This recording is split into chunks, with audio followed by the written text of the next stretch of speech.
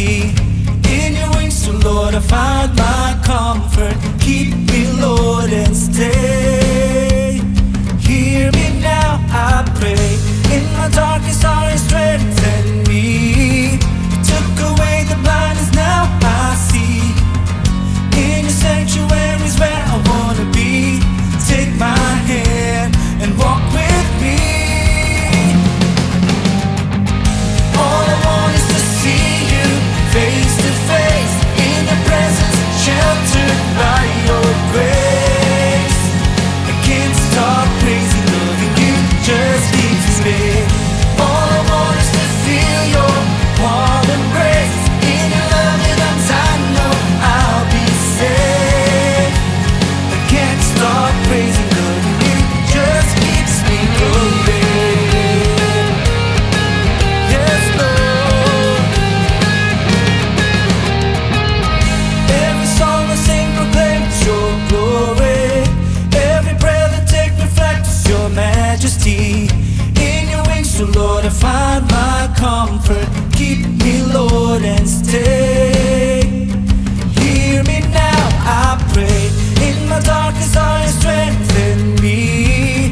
You took away the blindness, now I see. In your sanctuaries where I wanna be. Take my hand and walk with me. All I want is to see you face to face. In your presence, sheltered by your grace. I can't stop praising, loving you just keeps me. All I want is to feel your warm embrace. In your loving arms I know I'll be safe. I can't stop praising, loving you just keeps me. All I want is to see you face to face. In your presence, sheltered by your grace. I can't stop praising, loving you just keeps me. All I want is to feel your warm embrace. In your loving arms I know I'll be safe. I can't stop praising, loving you just keeps me going. Oh yes, just keeps me going. Hallelujah, just keeps me going.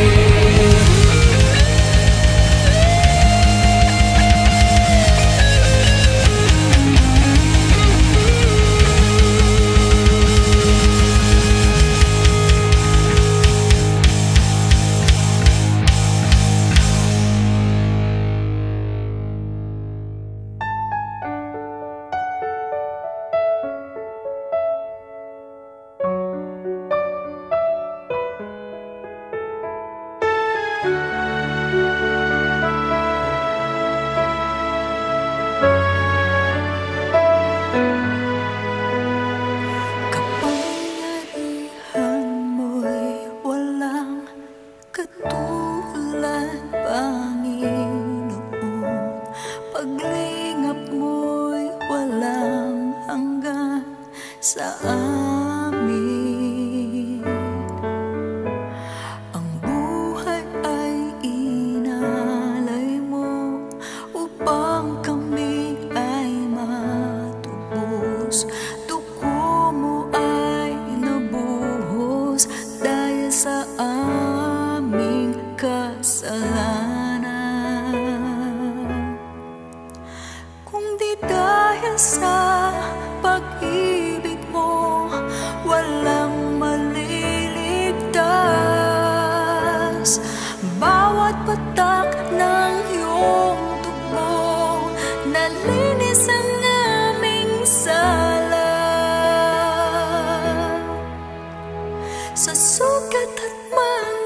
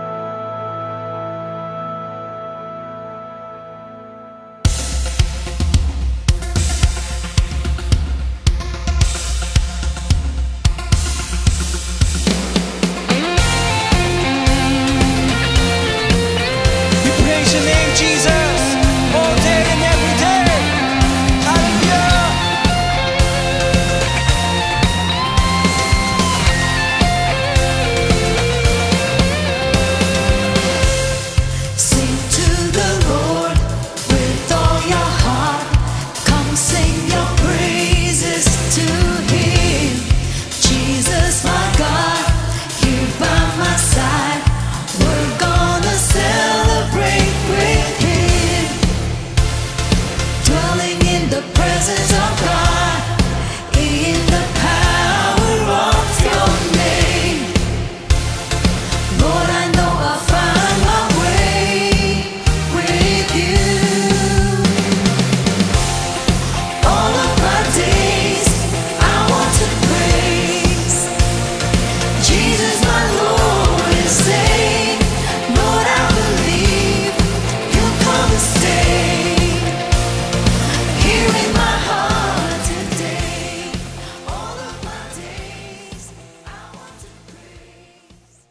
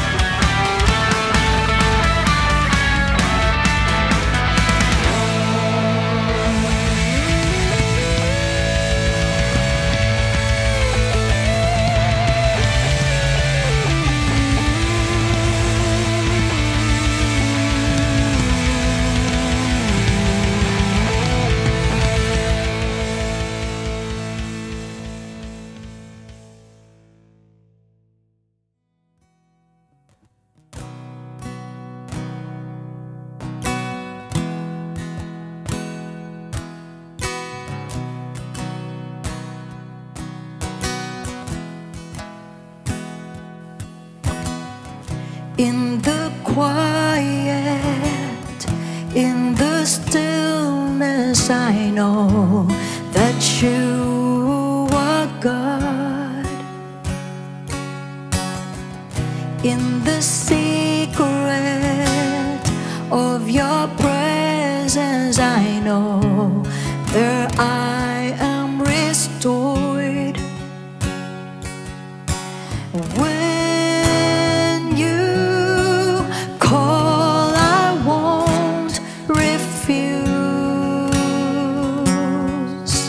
Each new day again I'll choose.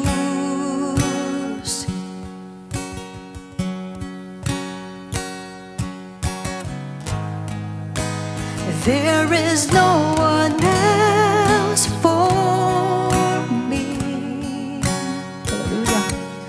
None but Jesus, crucified to set me free. Now I live to bring him praise.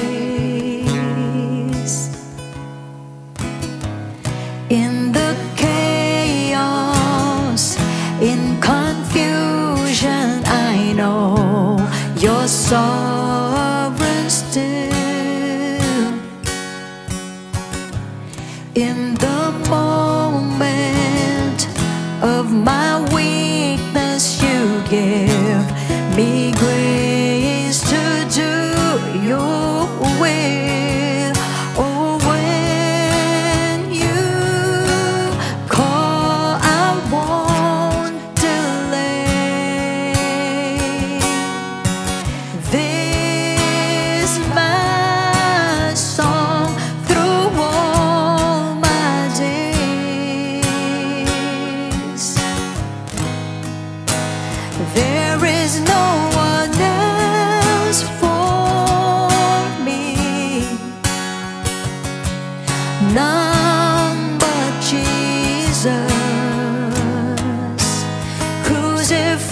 to set me free. Now I live to bring Him praise. There is no one else for me, none but Jesus, crucified to set me free. Now I live to bring Him praise.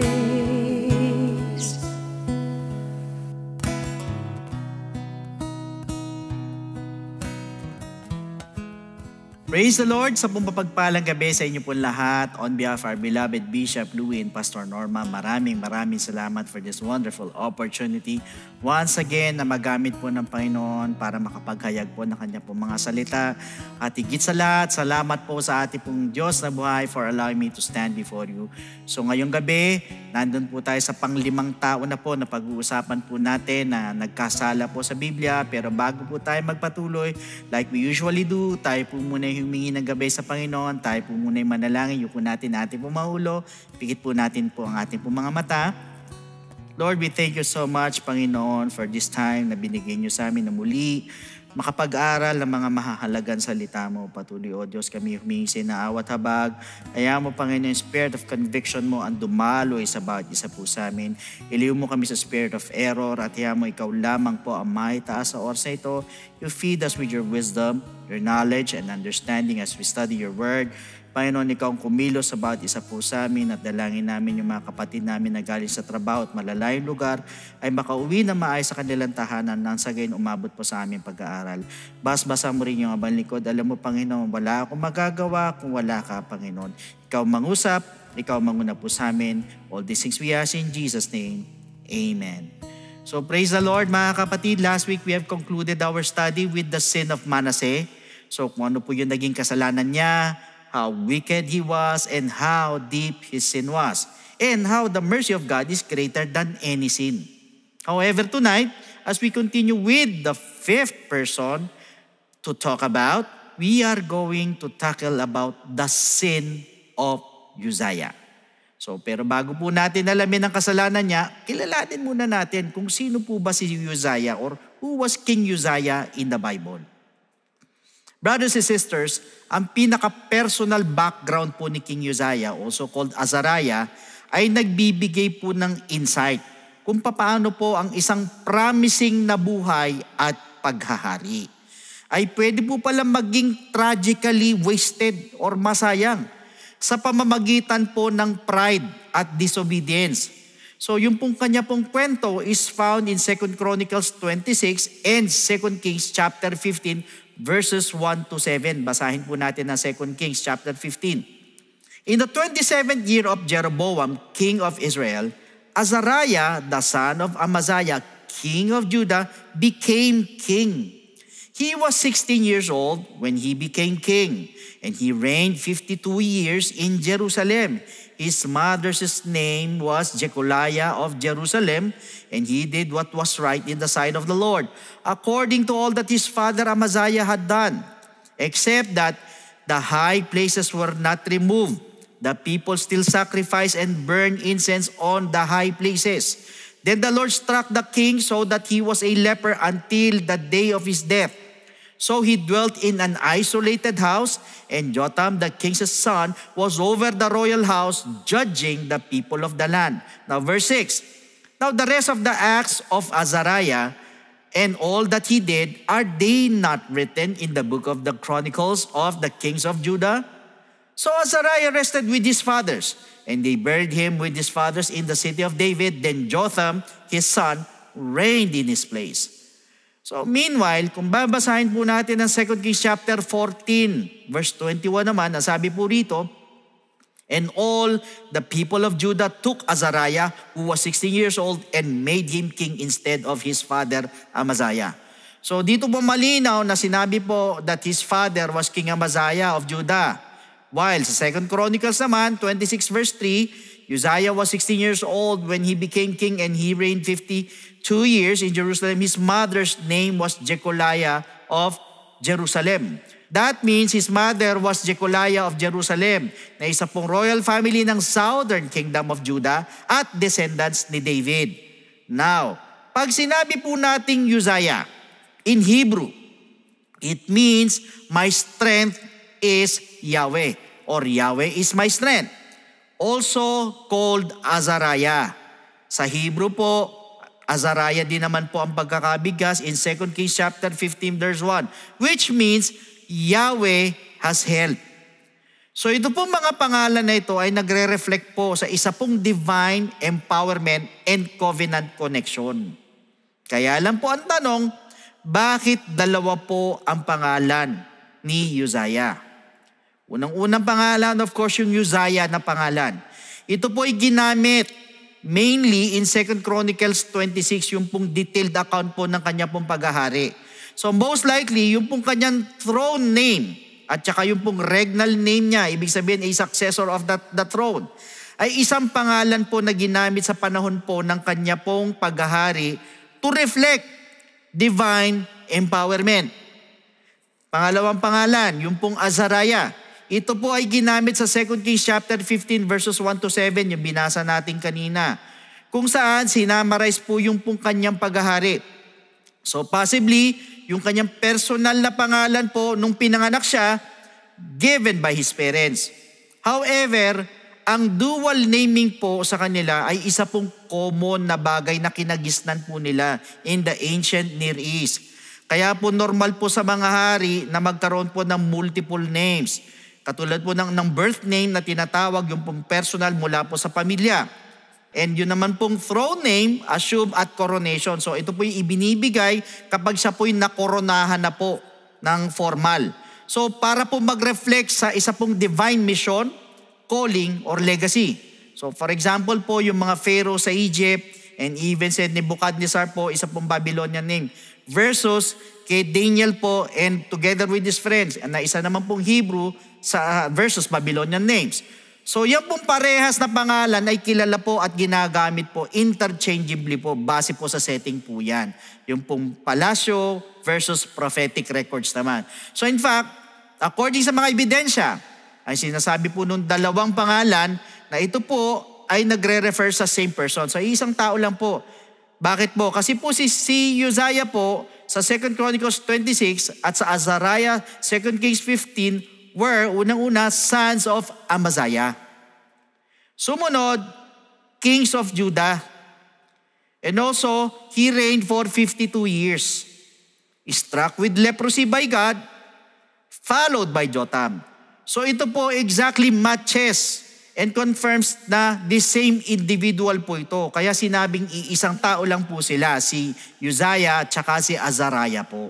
So it seems like yung pong dalawang pangalan naman po nito ni Uzziah ay nagre-reflect naman po sa dalawang aspeto ng kanyang legacy.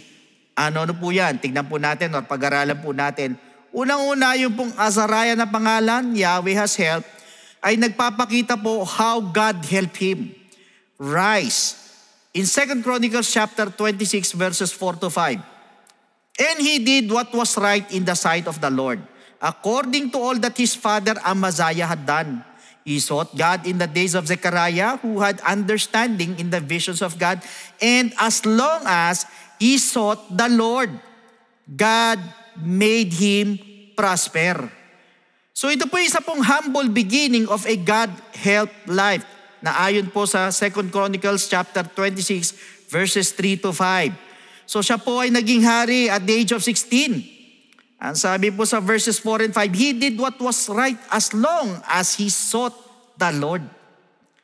So this conveys that siya po ay pinagpala. Why? Because he sought the Lord. Hinanap niya ang Panginoon. Imagine, nilagay po siya ng Diyos sa trono habang teenager pa lang po siya. Ibig sabihin ay batang-bata pa din po siya naging hari. Siya po ay naghari habang sa panahon po ng ang Judah po ay desperadong nangangailangan po ng stability. At yung pong kanyang buhay ay minarkahan po ng pabor at paggabay. Sa ilalim po ng prophetic na pagtuturo po ni Zechariah. So he instructed him. So ibig sabihin, ito po isa pong prophetic mentorship as said in verse 5. So, ang maganda po dito, mga kapatid, ay inonor niya po yung pong prophetic instruction ni Zechariah. That is why, yung pong kanyang mentorship, na yun po ay naghubog po sa kanyang destiny. Nakatulad po perhaps ng isang teenager na kumakapit po sa Diyos, ay malayo po ang mararating kaysa sa isang seasoned adult na lumalakad po ng sarili lang niya or na mag-isa. That is why we are never too young or too old para gamitin po ng Diyos kung siya po ay hinahanap natin. Not only that, sa verses 6 to 10 of 2 Chronicles chapter 26, basahin po natin, now he went out and made war against the Philistines and broke down the wall of Gath, the wall of Jabneh, and the wall of Ashdod.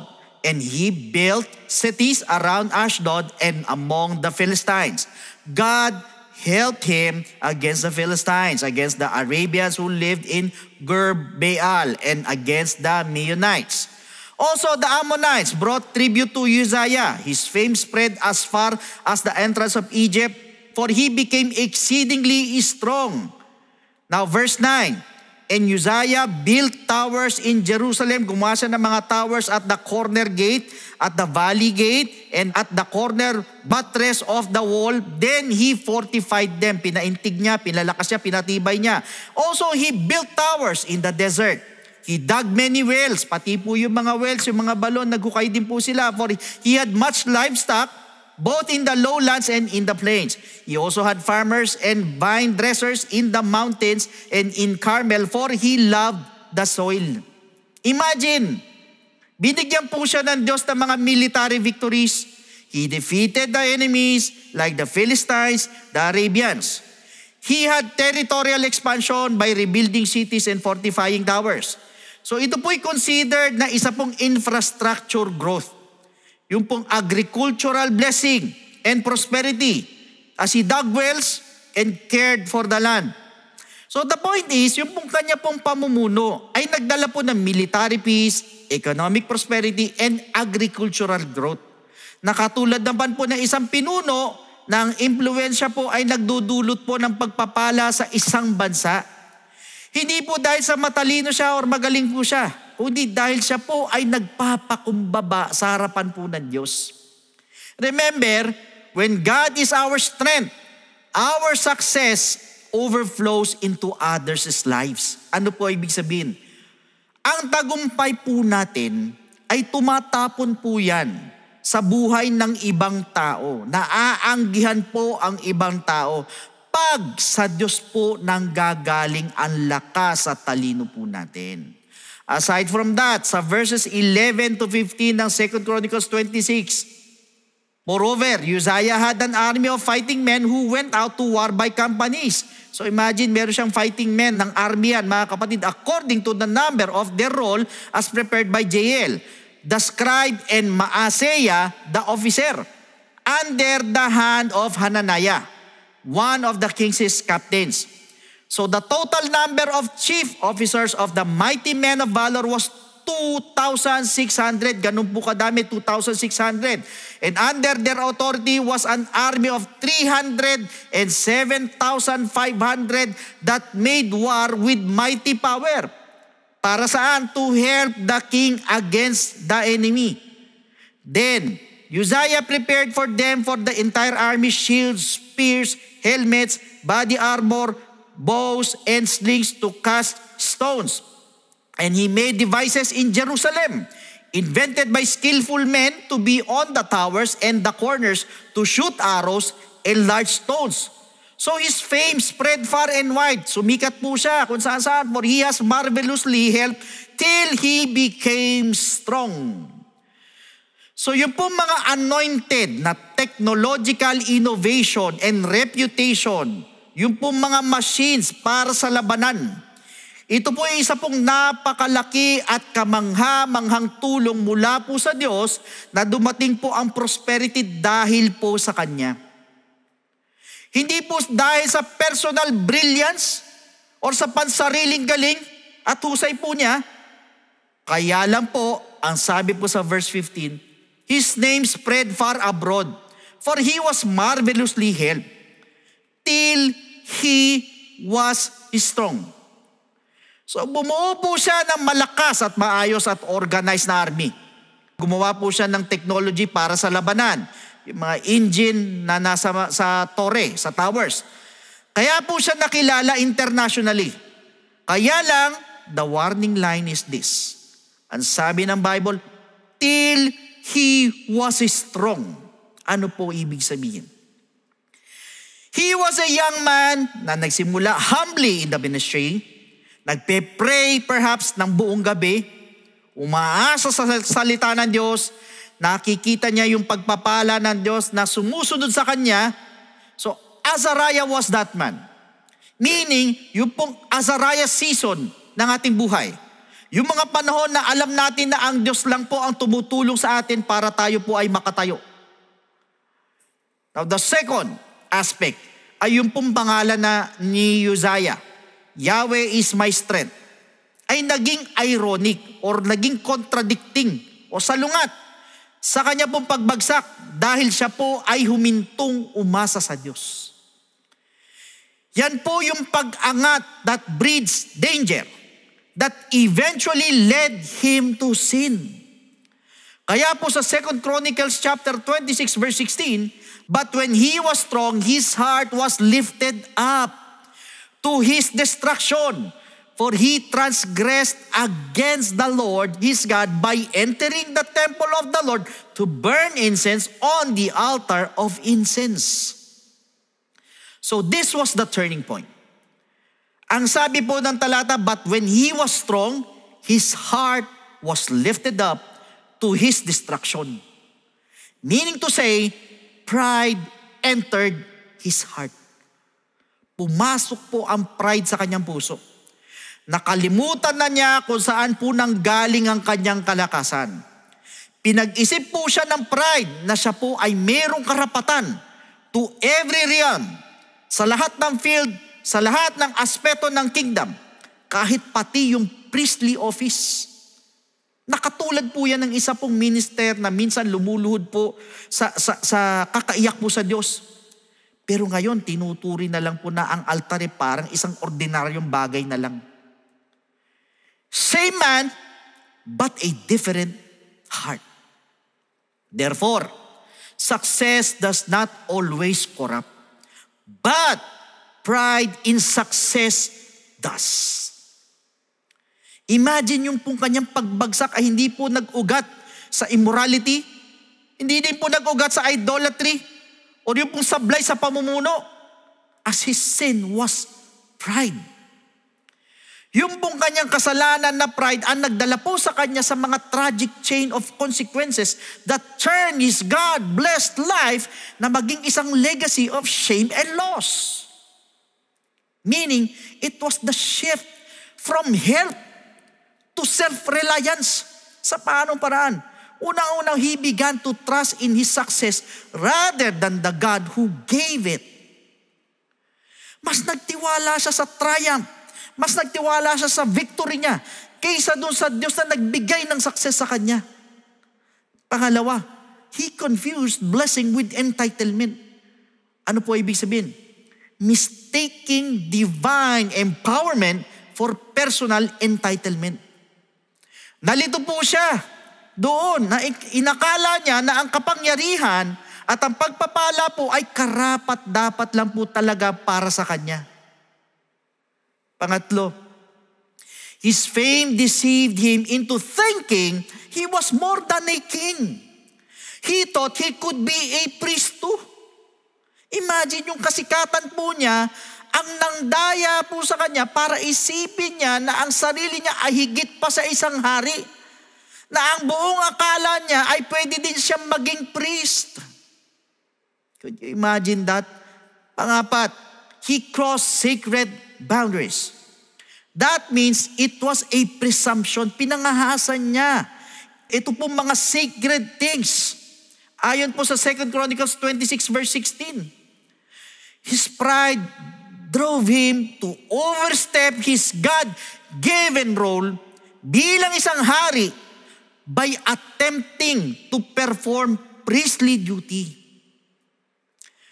Mga kapatid, hindi po ito isang pagkakamali out of ignorance. Pero ito po yung isa pong deliberate violation of divine order. Sinasadya po ito. Na isa pong senyales na ang tingin niya sa sarili niya ay mas mataas pa po siya kaysa sa batas ng Diyos. Can you imagine?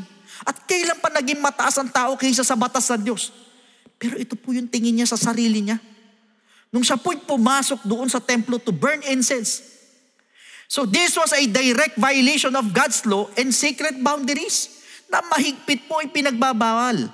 Bakit po? Kasi po ang rolyo po ng priest as found in Numbers chapter 16 verse 40, basahin po natin, to be a memorial to the children of Israel that no outsider who is not a descendant of Aaron should come near to offer incense before the Lord.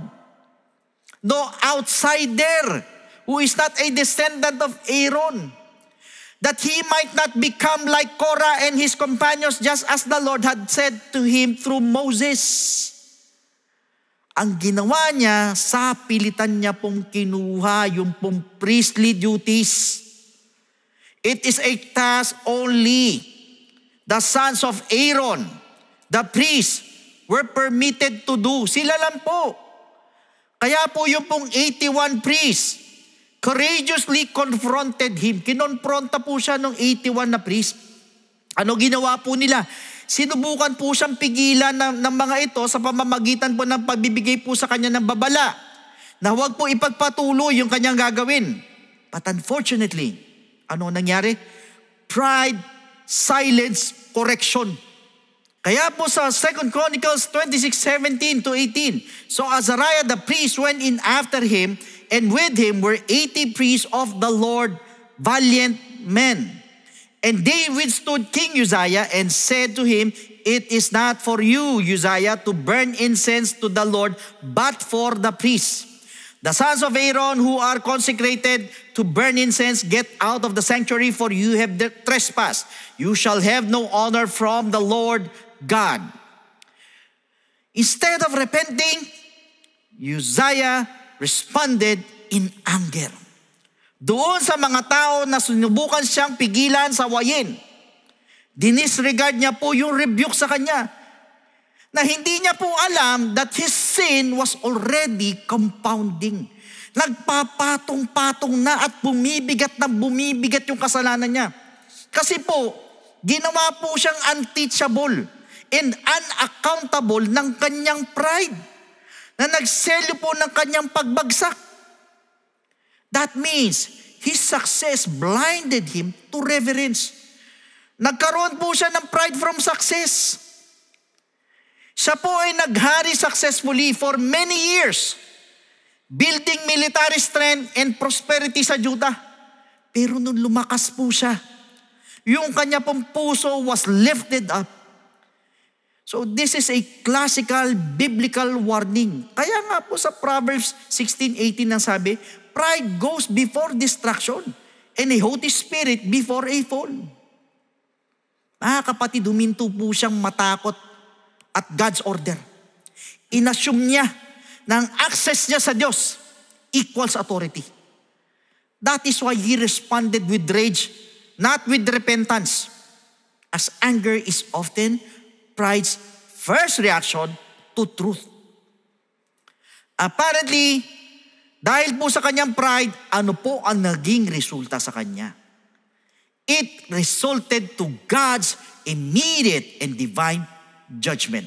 Ang sabi po sa verse 19 ng 2 Chronicles 26, then Uzziah became furious, and he had a censer in his hand to burn incense. And while he was angry with the priest, habang siya'y nagagalit doon sa mga pare, leprosy broke out on his forehead. Before the priest in the house of the Lord beside the incense altar. So God struck him with leprosy, na isa po sakit na sumisimbolo po ng pagiging marumi at judgment. At hindi lang po yan. Yung pong kanyang spiritual disease ay naging physical disease. Yung pong kanyang panlabas na affliction ay tumugma sa kanyang panloob na korupsyon. Meaning to say, meron po siyang sakit sa spiritual bago siya naging physically marked. Habang galit na galit siya, nahawak niya yung censer, nagkaroon po siya ng ketong na nagmula po sa kanyang noo. sa forehead na nagpapakita po ng isang pampubliko at hindi po mapagkakailang kahihiyan. Hindi lang po physical yung pong paghusga sa kanya. Ito din po yung nagpapakita ng isa pong simbolo ng kanyang spiritual defilement. Not only that, sa 2 Chronicles chapter 26 verse 21, King Uzziah was a leper until the day of his death. Hanggang kamatayan niya. He dwelt in an isolated house because he was a leper, for he was cut off from the house of the Lord. Siya po ay inalis sa pamumuno. At yung pong kanyang anak na si Jotam po ang pumalit po sa pwesto niya. Minsan naging isang central figure ng national blessing. Ngunit namatay po siya ng naka-quarantine at nakahiwalay po sa mga tao at sa presensya ng Diyos. At ang matindi, nung kanya pong legacy was tainted by shame. Bakit ko po sinabi? 2 Chronicles chapter 26 verse 23. They buried him with his fathers in the field of burial which belonged to the kings, for they said, he is a leper. Yung kanya pong epitaph, yung nakasulat mo sa kanya pong tomb, was not he served God. Hindi rin po nakalagay doon, he led Judah in righteousness. Ang nakalagay po, he is a leper. Siya po ay isang ketungin. Wala pong binanggit tungkol sa kanyang mga tagumpay, sa mga victories niya, sa mga innovations niya.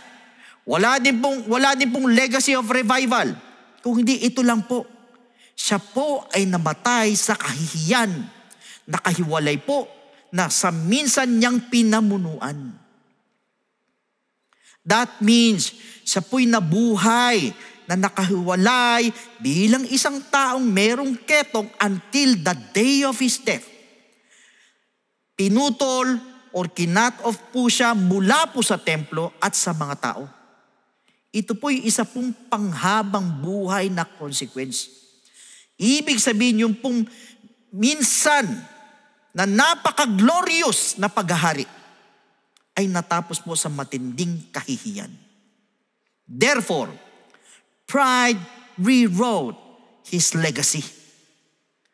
Katulad po ng isang talented na preacher perhaps, pagkatapos umangat, makilala, sumikat, no longer praise, no longer reads the Bible, at nagsimula po siyang i-violate ang mga moral lines.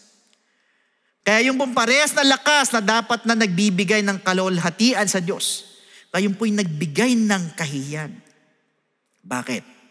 Remember, pride disfigures our soul before it disfigures our legacy.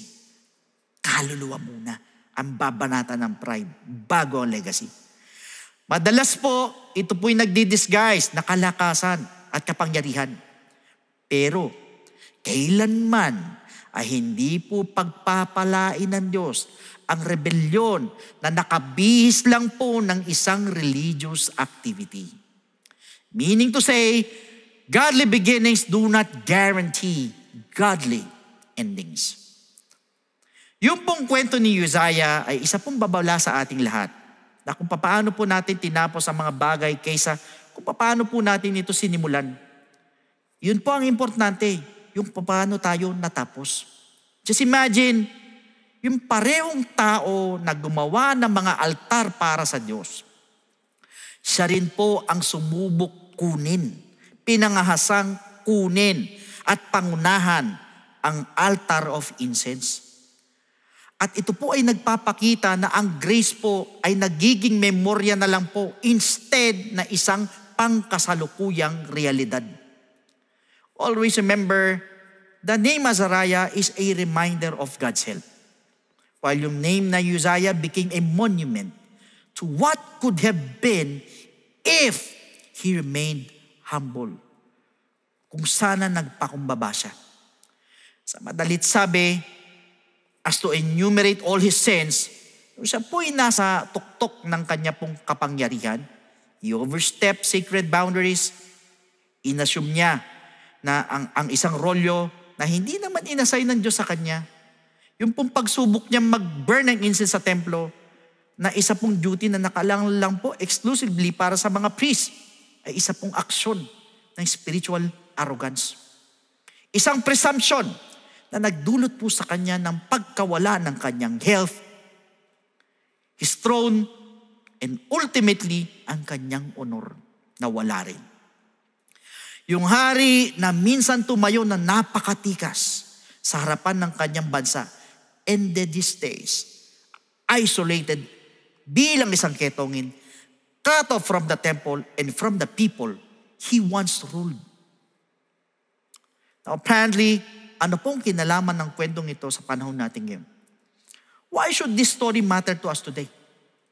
Alam niyo po, ang buhay po ni Uzziah ay para pong isang salamin para sa lahat po natin na nakakaranas po ng pagpapala ng ating Panginoon. Ito po'y nagpapaalala sa atin na ang spiritual success, ang public favor, ang divine health ay hindi po nangangahulugang na immune na po tayo mula sa dangers of pride. In fact, pag mas matindi ang blessing, mas matindi ang pagpapala, dapat mas matindi din po ang pangangailangan ng humility. Bakit? Ang iba po kasi, huwag po kayo magagalit, nung hindi pa po sikat, hindi pa po kilala, hindi pa mayaman, wala pang pera, hindi pa malakas kumita, ay napaka mapagpakumbaba. Pero nung yumaman na, naging tanyag, naging kilala, kung gaano po siya mapagpakumbaba nung wala pa po siya. Pero nung nagkaroon na po siya, yumaman na perhaps, siya'y naging napakayabang naman.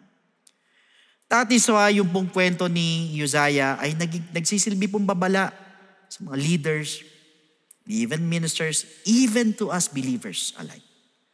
Yung mga bagay na binibigay po ng Diyos para itaas po tayo can become our undoing if we lose sight of the one who gave them. Pag nakalimutan natin kung sino'y nagbigay, kung kanino nanggaling yung mga pagpapalang yan. Ito po'y nagpapakita ng isa pong matinding aral sa ating pong lahat na kahit gaano pa po tayo kamasunurin nung nakalipas sa panahon, ay hindi po magiging garansya ng ating future protection kapag tayo po ay lumayo at umalis sa reverence at accountability. Yung pong kahalagan po ng pag-aaral po natin ng pagbagsak mo ni Uzziah ay nakabase po yan sa kanya pong enduring relevance. Alam niyo po, sa kultura po natin na sobrang obsessed sa platform ng success, sa influence, kahit nga po sa loob ng church, madali po mapagkamalan na ang mga regalo po ng Diyos ay kanya pong endorsement. Kala natin ini-endorse tayo sa bawat kilos at aksyon natin. Pero tinuturuan po tayo ni Uzziah that overstepping God's boundaries sa ngalan ng personal authority ay hindi po nagpapakita ng leadership, kung hindi ito po ay nagpapakita ng isang rebellion sa Diyos. Moreover, yung pong kanya pong kwento ay nagsilbi po as both a warning and a call. Na ano? To remain humble, to respect divine order, and to finish as faithfully as we began. Kung paano tayo nagsimula, dapat tapusin natin na ganun pa rin tayo katapat. That is why ito po ang challenge sa bawat isa po sa atin. Una, tayo po ba ay mananatiling teachable when we become successful? Pangalawa, igagalang po ba natin ang mga boundary ng Diyos when we gain influence perhaps?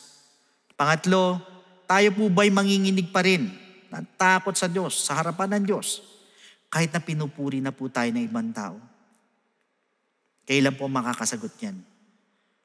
But brothers and sisters, hindi naman po kailangan maging sa atin po ang legacy ni Uzziah. Yan po'y kung tayo po'y makikinig at susunod sa babala at kung tayo po'y lalakad na nandoon ang pagpapakumbaba. There are two legacies. Ang isa, God helped him, at yung isa, he died a leper. Meaning, one life, two legacies. Which one will be ours? Anong pangalan po ang isa sa buhay po natin? Helped by God or strong in ourselves? Tayo po ba'y umaasa pa rin po sa Diyos as we did in the beginning? Or we have crossed sacred boundaries, perhaps sa ministries natin, sa trabaho natin, sa negosyo natin, even in our private life? Tayo po ba'y lumaki na masyado ng malaki po para maituwid? Too proud for counsel? Alam niyo mga kapatid, kung sino man po sa inyo ang kinakausap po ng Diyos, brother, sister, kung minsan tinulungan ka ng Diyos, ano po ang pumipigil sa iyo para huminto at huwag humingi ng tulong sa Kanya muli? So at this moment, yuko natin po mga ulo. Tayo po manalangin sa ating Panginoon na minsan pang humingi ng awa, habag sa ating Diyos, kung tayo man po'y napahintulot sa ganito. Let's pray mga kapatid. Lord, sa oras na pong ito, kami po'y nagpapasalamat sa iyo again for building us up. Salamat sa tagumpay na ipinagkaloob mo po sa amin. At the same time, kami po'y humingi ng tawad sa iyo. Patawarin mo po kami sa pag-angkin po ng glory na nararapat sa iyo. Patawarin niyo po kami sa amin po mga pagmamalaki. At tulungan mo po kami ang lagi maging mapagpakumbaba sa iyong harapan. Lagi niyo po kaming paalalahanan ng mga salita mo at tumanim sa aming mga puso't isipan na wala po ang lahat ng ito kung wala ka. Lord, kung nakikita mo po at tila kami po'y umaangat, humble us down para hindi po kami magkamali at sa dulo po ay bumagsak. Again, maraming salamat sa mga paalala mo, sa mga salita mo. All the glory, the praises and honor belongs to you. In Jesus' name, Amen. Salamat po sa Panginoon dahil tunay po na napakamahabagin niya. Dahil binigay niya po sa atin ang mensaheng ito na bilang paalala, ganyan po magmahal ang Diyos. Pag nakikita niya po na medyo nalilihis po tayo, patuloy na magpapaalala yan. Because of His mercy, because of His love, ayaw niya po tayo mapahamak. That all glory is from Him and is for Him only. Gayun din po, sa lahat naman po ng mga first-time viewers, perhaps marami po sa inyo, you're living a successful life, na iniisip po natin na it was a blessing that you deserve. Pero dapat po pala ay binabalik po natin ang glory sa ating Panginoon. At ito po yung perfect time or tamang pagkakataon na ibaba po ang ating pong sarili sa ating Diyos. Sa pamamagitan po ng pagsisisi, or magsisi po sa ating pong pagmamataas at muli po lumapit po sa Kanya. Para makasiguro po tayo na guided niya po tayo na lahat po ng ating pong ginagawa ay galing po sa Kanya. Mga tagumpay po natin ay naibabalik po natin sa Kanya ang kaluwalhatian. Pero ang first step po is to know what God has done for you to be able to enjoy the life that you have now.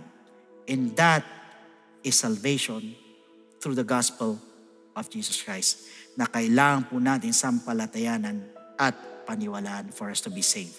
Pag sinabi natin salvation, ang sabi po sa Ephesians chapter 2 verse 8, so please listen to me, sa lahat ng mga first-time viewers, for by grace we have been saved through faith. Malinaw po na sinabi ng talata that we are saved by grace through faith. Kaya lang po ang tanong, saan tayo mananampalataya at maniniwala? That is the question. It is found in 1 Corinthians chapter 15 verses 1 to 4. Moreover, brethren, I declare to you the gospel which I preached to you, which also you received and in which you stand, by which also you are saved, if you hold fast that word which I preached to you, unless you believed in vain. For I delivered to you first of all that which I also received, that Christ died for our sins according to the Scriptures, and that He was buried, and that He rose again the third day according to the Scriptures. Sa madalit sabi, we need to believe in the gospel of Jesus Christ. Yung pong death of Christ, yung burial of Jesus Christ, at yung po resurrection of Jesus Christ, kaya kailangan po natin sampalatayanan at paniwalaan. Kaya lang po ang tanong, Is believing enough? Pag tayo po ba'y nanampalataya, naniwala, wala na tayong gagawin, hihinto na po tayo doon, tutundok na po tayo doon. Ang sabi po sa 1 Peter chapter 4 verse 17, "For the time has come for judgment to begin at the house of God. And if it begins with us first, what will be the end of those who do not obey the gospel of God?" Ano daw ang katatapusan, ano daw ang dulo doon sa hindi sumunod sa gospel ng ating Panginoon. So sa madalit sabi, the gospel of Christ must be obeyed. Pag tayo nanampalataya, tayo naniwala, kailangan lakipan po natin ang pagsunod. Hindi po tayo matatapos sa believing, but rather, we need to obey the gospel of Jesus Christ. But another question is this: how will you obey? It is found in the book of Acts chapter 2 verse 38. Then Peter said to them, "Repent and let every one of you be baptized in the name of Jesus Christ for the remission of sins, and you shall receive the gift of the Holy Spirit." Now, first is repentance. We're going to ask for forgiveness. We're going to confess our sins. Tayo po hihingi po ng tawad sa Panginoon. Sasabihin natin sa Kanya ng buong puso na nandun, nagsisisi po tayo. At naniniwala po ako, kahit pakiramdam mo, ang dami mong kapalpakan, ang dami mong kasalanan, but for as long as nandoon po yung genuine repentance sa ating po mga puso, dahil dyan po nakatingin ang ating Panginoon. Hindi po sa kasalanan natin, kundi yung taos-puso ng pagsisisi. Believe me, my friend, the Lord is willing and able to forgive your sins. Dyan din po papasok yung pong death to sin. Yan po yung unang step, we need to repent. Second, we need to be baptized in the name of Jesus Christ. So tayo naman po ibabautismo sa tubig, ilulubog po tayo sa tubig in the name of Jesus Christ po yan. At sabi po sa Romans chapter 6 verse 4, "Therefore, we were buried with Him through baptism into death, that just as Christ was raised from the dead by the glory of the Father, even so we also should walk in newness of life." Sa madalit sabi, we need to be baptized in the name of Jesus Christ. Why? Dahil para bagang nililibing po natin ang ating po mga kasalanan, kasabay naman po ng paglilibing kay Kristo. And take note niya po, tubig niya symbolizes the blood of the Lamb that takes away the sins of the world. Hindi po ito paghuhugas sa dumi ng katawan, pwede ito po'y pag-aalis po ng ating po mga kasalanan. So yun po yung pangalawang step, we need to be baptized in the name of Jesus Christ. Now, the third step is we need to receive the gift of the Holy Spirit. Diyan naman po papasok ang ating transformation, yung ating pong regeneration. Sa madalit sabi, tayo mababago na po, na nabanggit po yan sa Romans 8:11, gayon din po sa Titus chapter 3 verse 5. In fact, once we receive the gift of the Holy Spirit, we're also receiving power. Power saan? Aminin nyo man hindi, sa lahat ng mga first-time viewers, lahat tayo may kinaan. Minsan, pinipilit natin magbago, 1, 2 buwan. Sa mga susunod na panahon, bumabalik tayo sa dati. Tapos pipilitin na naman natin magbago. Babalik ka na naman sa dati. Nang magtataka ka, napabalik-balik, ayaw ka magbago ng lubusan. Bakit po? Sarili lang po natin. But you know what? Once you receive the gift of the Holy Spirit, yan yung sinasabi nating power. Power saan? Power to overcome all our weaknesses. At yan din po yung magpapaalala po sa atin para makasunod po sa kalooban po ng ating Panginoon. So take note, ito po 3 bagay na ito ay kailangan maganap po sa ating po mga buhay. First, we need to repent. Second, we need to be baptized in the name of Jesus Christ. And thirdly, we need to receive the gift of the Holy Spirit, and that is what we call the good news. And that is the gospel of Jesus Christ. So at this moment, sa lahat mo nang gusto tumanggap sa ating Panginoon, pwede po ba na iyuko po ninyo yung mga ulo? Pikit po ninyo yung mga mata. Please repeat after me with this prayer na habang binabanggit natin ang panalangin nito, nandun na tayo po yung nagsisisi ng lubusan, taos puso, na humingi po na tayo ng tawad sa ating Panginoon while mentioning this prayer. So please repeat after me. Panginoong Jesus, lumalapit po ako sa iyo bilang isang makasalanan. Patawarin mo po ako sa lahat ng aking mga pagkakamali at pagkukulang. Sa oras na ito, tinatanggap po kita bilang sariling tagapagligtas at tinatanggap po kita bilang Diyos ng aking buhay. Naniniwala po ako na ikaw ay namatay, ikaw ay nilibing, at sa 3 araw ay nabuhay na magmuli. Tulungan mo po ako makapagsimula ng bagong buhay at idagdag mo po ako sa iyong kaharian. Maraming salamat po. Sa pangalan ni Jesus. Amen. So yun po yung first step. Para sa pangalawang step po, andyan po ang ating po mga telephone numbers sa mga interested po magpabaptize.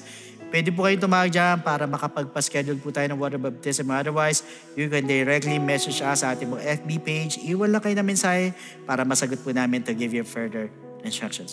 So mga kapatid, next week, wag po kayong mawawala, wag po kayong mag-a-absent. As we continue, we are going to proceed with part 2, when the crown crosses the line. So again, God bless every one of you, and to God be all the glory.